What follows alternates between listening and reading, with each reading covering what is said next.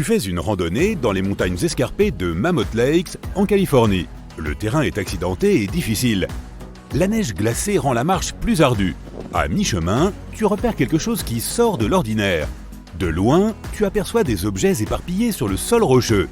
Tu te rapproches un peu pour y voir plus clair et tu découvres ce qui semble être les restes d'un avion. Il s'avère que ces débris appartenaient au pilote et détenteur de plusieurs records, Steve Fossett. Les autorités le recherchaient depuis presque un an. Personne n'a pu le retrouver et expliquer ce qui a provoqué le crash de son avion. Cela semblait être un vol si facile pour un pilote expérimenté. Alors, qu'est-ce qui a bien pu lui arriver ? Des années avant ce tragique événement, Fossett tentait un exploit bien plus risqué.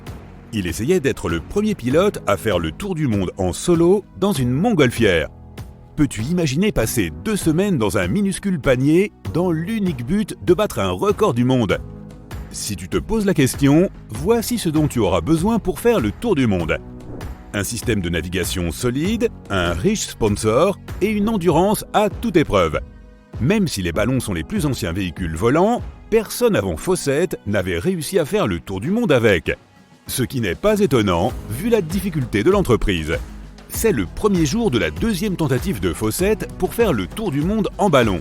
Nous sommes en 1997 et une foule de curieux se rassemble à Saint-Louis attendant le décollage. Le pilote entre dans le stade avec un grand sourire. Il n'a certainement pas l'air d'un aventurier qui tente de réaliser l'impossible. Mais c'est le voyage de sa vie. Pour se préparer, il s'est entraîné pour s'acclimater à une altitude de 3700 mètres. Les conditions sont rudes. Il vole dans une cabine non pressurisée et entre les nuages. Il semble peu probable qu'il réussisse à aller jusqu'au bout, mais il se lance. Le ballon s'envole dans les airs. La foule en dessous l'acclame et lui fait des signes d'adieu. Un vent d'environ 5 nœuds permet au ballon de décoller. Dès la première nuit, l'un de ses chauffages tombe en panne. Il gèle à l'extérieur de la cabine, mais il survit à la nuit. L'arme secrète de Fossett est le premier pilote automatique de ballon au monde. Il se sent seul là-haut et le besoin constant de concentration le fatigue très vite. La nuit, il allume le pilote automatique pour dormir un peu. Il allume les brûleurs selon une séquence programmée par ordinateur et maintient le ballon sur sa trajectoire de vol. Mais il doit quand même se réveiller régulièrement et actionner les brûleurs pour en modifier l'altitude. Après 3 jours, il obtient une première victoire. Il a traversé l'océan Atlantique. Il vole en solo, mais une équipe l'accompagne au sol. Il communique surtout au moyen de courriels envoyés par satellite. À la fin de la première semaine, le centre de contrôle de la mission reçoit un email alarmant de Fossett. Des nuages sombres s'amoncellent à l'horizon. Il semble que la météo joue contre lui. Il peut voir l'orage depuis le ballon, mais il n'y a aucun moyen de prédire sa force. Fossett est déterminé à voler à travers les nuages malgré les risques. Il vole à 300 mètres au-dessus du sol sans aucune visibilité. D'une manière ou d'une autre, il réussit à passer. Son vol continue au-dessus de la Libye, de l'Iran et de l'Inde. Il semble que rien ne pourra l'arrêter maintenant, mais il est épuisé. Il ne sait pas combien de temps encore il pourra tenir. À l'intérieur du ballon, ses repas sont constitués de petites rations et il utilise un seau en guise de toilette. Malheureusement, il a perdu beaucoup de carburant en traversant l'Atlantique. À mi-chemin en Inde, le ballon s'écrase contre un arbre. Il a parcouru la distance stupéfiante de 15 500 km entre Saint-Louis et son lieu d'atterrissage. Cette fois, Steve Fossett n'a pas atteint son objectif, mais il n'abandonnera pas. Pour réussir enfin, il devait modifier sa stratégie. Son nouveau plan consistait à survoler l'hémisphère sud. C'est la première fois que quelqu'un tentait cela. Son idée était simple, dans la partie sud du globe, il volerait principalement au-dessus de l'eau. Cela l'aiderait à voler plus vite, car il n'aurait besoin que de l'autorisation de vol de 5 pays en cours de route. Si tu étais au sol pendant que Fossett passait, tu t'es peut-être demandé ce qu'était cet objet volant dans le ciel. Alors qu'il survolait le Cap, en Afrique du Sud, plus de 50 personnes ont déclaré avoir vu d'étranges objets volants. Désolé de vous décevoir, chers amis, mais ce n'était que Fossett et son ballon. Sa première tentative de faire le tour du monde en volant par l'hémisphère sud a presque réussi. Il a eu de la chance. Lorsqu'il a atteint l'Australie, il a attrapé un courant de jet qui l'a fait accélérer jusqu'à environ 115 nœuds, soit 3 fois la vitesse d'une gazelle. Le moral était au beau fixe, car Fawcett avait déjà battu son record de distance en volant sur plus de 22 000 km. Sous ses pieds défilait le magnifique paysage australien, fait de déserts et de lacs asséchés.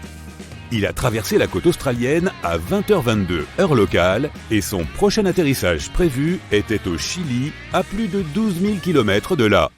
Mais là encore, un énorme orage s'est mis en travers de son chemin. Après être entré dans l'orage, le ballon a montré à quel point il était fragile. Les éclairs et les vents violents ont déchiré le ballon. Cette fois, il n'a pas réussi à passer. Il est tombé dans l'océan alors que le ballon prenait feu. Une équipe de secours a attendu le matin pour partir à la recherche de Fawcett et un avion Hercule l'a sauvé des eaux. Lors de sa 6e tentative, Fawcett a enfin fait le tour du monde en ballon. La montgolfière Spirit of Freedom a atterri dans le Queensland, en Australie, après un vol de 2 semaines autour du monde.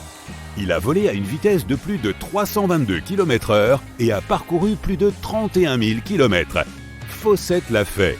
Il a été le premier pilote solitaire à faire le tour du monde en ballon. Cependant, il ne s'est pas arrêté là. Peu après avoir battu ce record, il a voulu faire la même chose avec un autre véhicule. Il a convaincu Richard Branson, le propriétaire de Virgin Atlantic, de financer un avion à réaction unique, baptisé ensuite le Virgin Atlantic Global Flyer. Le 8 février 2005, le Global Flyer a décollé. Fawcett a entrepris de faire le tour du tropique du Cancer d'une longueur incroyable d'environ 37 000 km. Par chance ou par pure ingéniosité, Fawcett a battu un autre record du monde. Il a surmonté une importante perte de carburant au début du vol et a réussi à revenir jusqu'à Salina, au Kansas, d'où il était parti. Cette histoire t'a donné envie de taquiner les nuages ? Fawcett était un expert des aventures aériennes et des conditions extrêmes. C'est pourquoi sa disparition dans les montagnes de la Sierra Nevada était pleine de mystères. Qu'est-ce qui a bien pu se passer pour qu'un pilote aussi expérimenté ne survive pas ? Le 3 septembre 2007, Fawcett a décollé d'un ranch du Nevada avec son avion monomoteur nommé le Super Décathlon. C'était un vol simple et tranquille d'une journée qui a pris un sombre tournant. Fawcett n'est jamais rentré au ranch. Une équipe de recherche et de sauvetage a été envoyée pour retrouver le pilote et son avion, mais elle est revenue bredouille. Ce n'est qu'un an plus tard qu'un randonneur a trouvé des affaires de Fawcett près de Mammoth Lakes. Puis une recherche aérienne a permis de localiser les restes du biplace à une altitude de 3000 mètres. Le mystère a été résolu à l'aide d'une technologie avancée. Dans la première installation de soufflerie hexagonale au monde, les experts ont recréé les conditions météorologiques du jour du vol de Fawcett. Ils ont essayé de comprendre si les courants descendants des montagnes de la Sierra Nevada auraient pu faire s'écraser son avion. Avec l'aide d'une réplique d'avion plus petite, ils ont fait une découverte troublante. Ce jour-là, la visibilité était normale, mais les courants ont fait virevolter l'avion comme une feuille. Un soudain courant descendant a très probablement désorienté Fawcett et lui a fait perdre le contrôle de l'avion, le faisant s'écraser directement sur les montagnes.